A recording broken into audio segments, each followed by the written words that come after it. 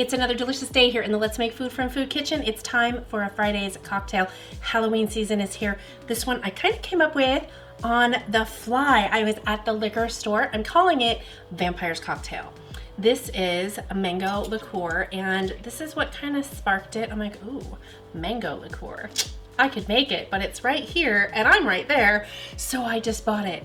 And then I was like, okay, what are we gonna put with this? How am I gonna make this? I've got blood orange vodka. This is blood orange vodka.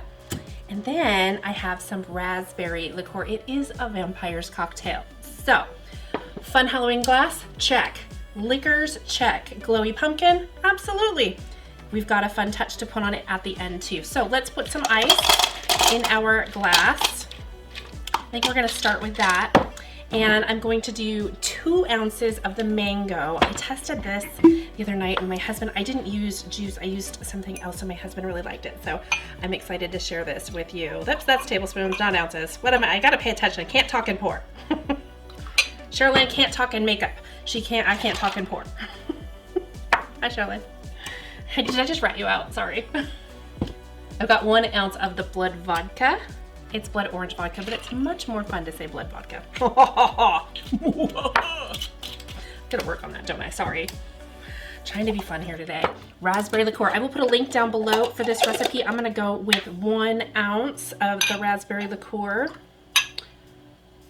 Close enough. This might be a smidge over. I'm okay with that. It's delicious. Okay.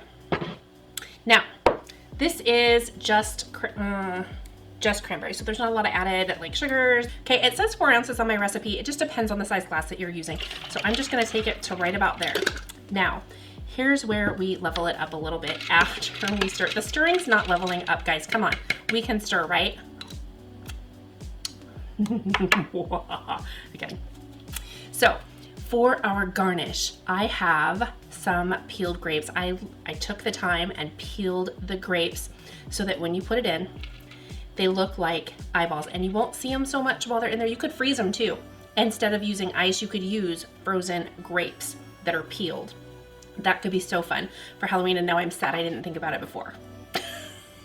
You just, ding, the light went on. Okay, so here we go. Here is my vampire blood cocktail. Cheers. Oh, is that a fang? Thanks for joining me here today in the Let's Make Food from Food Kitchen for another Muddled Up. From my kitchen to yours, a happy Halloween and cheers. That's one boy.